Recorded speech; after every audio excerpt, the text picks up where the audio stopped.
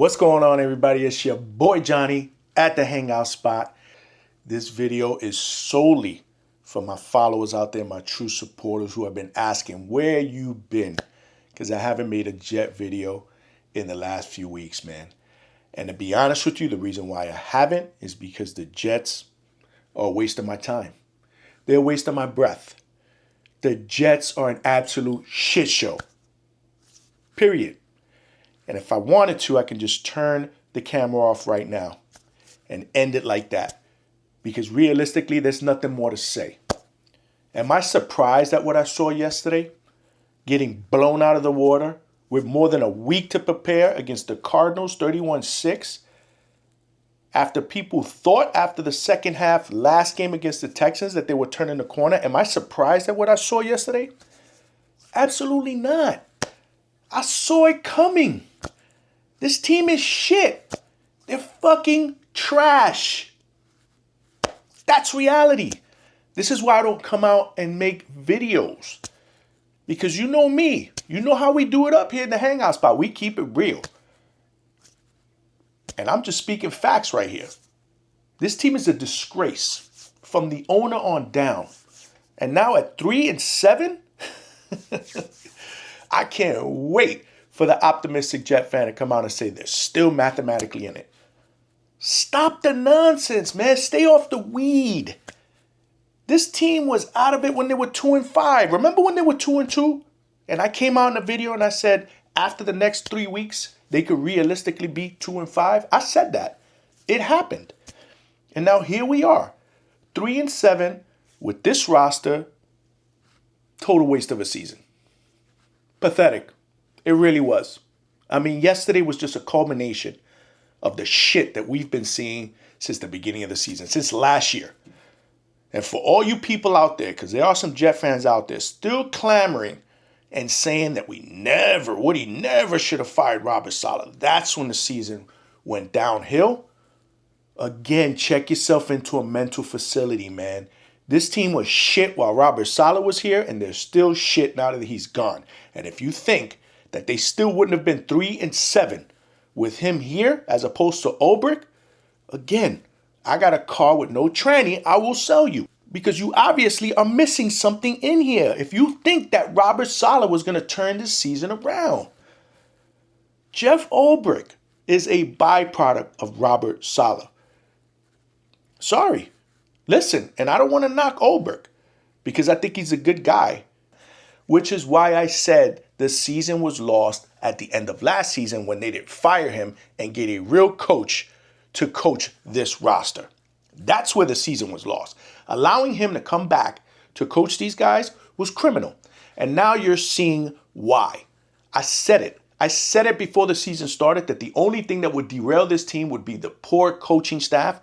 I was just hoping that with the weapons that we had and a 40-year-old Aaron Rodgers coming back, that he would mask all these deficiencies. But boy, was I wrong, because Aaron Rodgers is showing us lately and recently that he is 40 years old. I'm sorry. And I've been the biggest Aaron Rodgers supporter the entire season. I've had debates. I've had arguments with people in my chat groups because I'm defending Rodgers, saying that he's not the problem.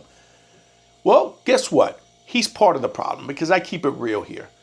I mean, he has not been anything remotely close to the quarterback we thought we were going to get. I'm sorry. He's overthrowing receivers. There are still receivers in him not on the same page. I mean, granted, he's taken a pounding, but he's been very, very inconsistent, especially in the red zone. I mean, so, you know, it is what it is. He's not the only problem. There are a lot of problems on this team.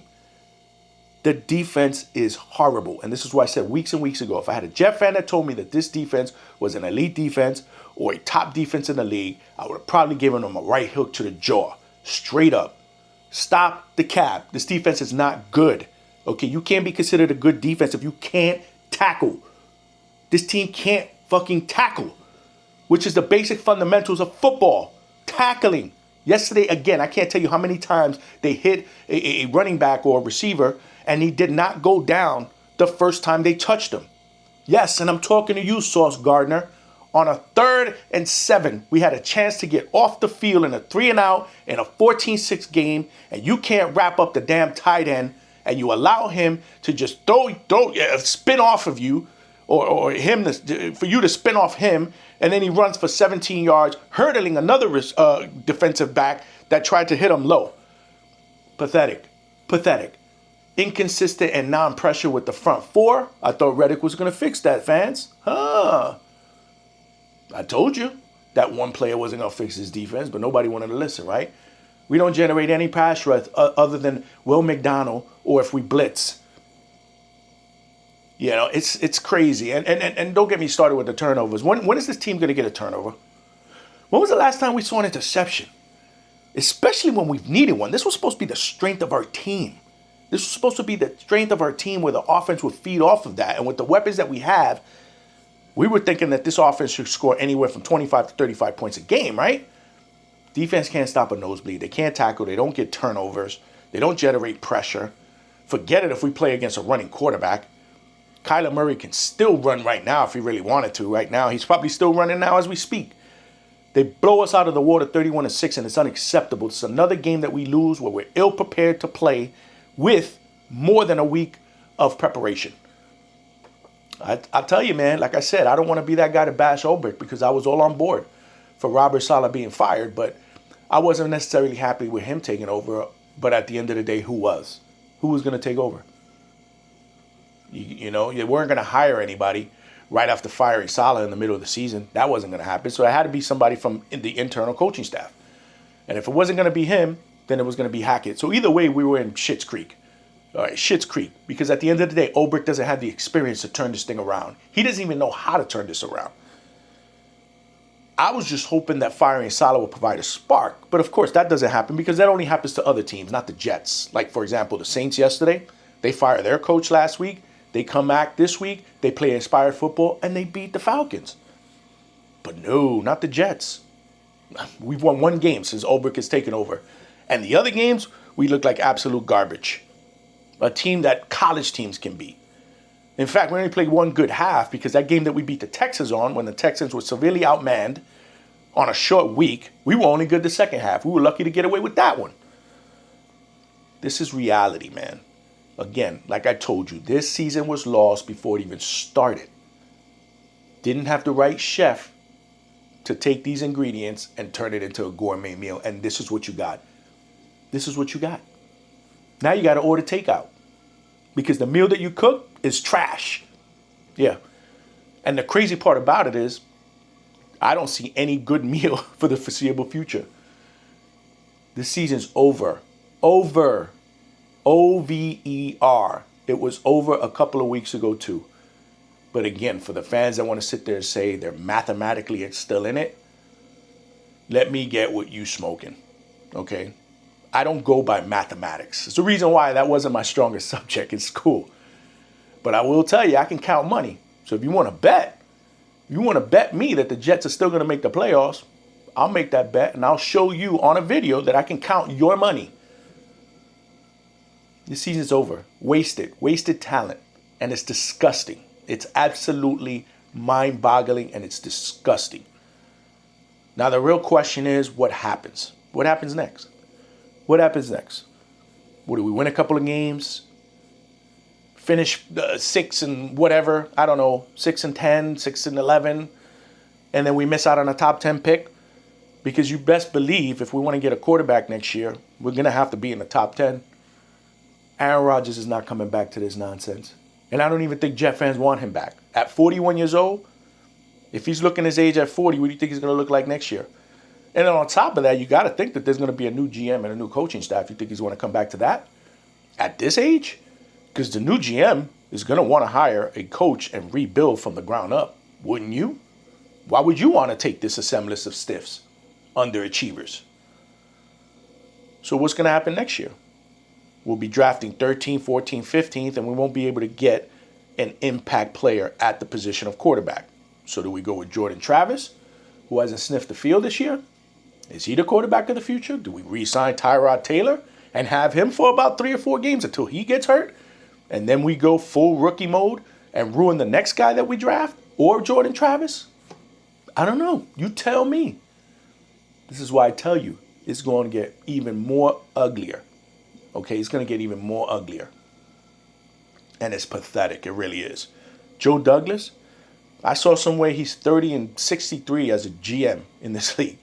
In my opinion, Joe Douglas had one good impactful draft with multiple players. Garrett Wilson, Brees, that draft, Jermaine. I give him props for Will McDonald. He looks like he can be a player. But let's not forget all the other picks that he whiffed on, including Zach Wilson.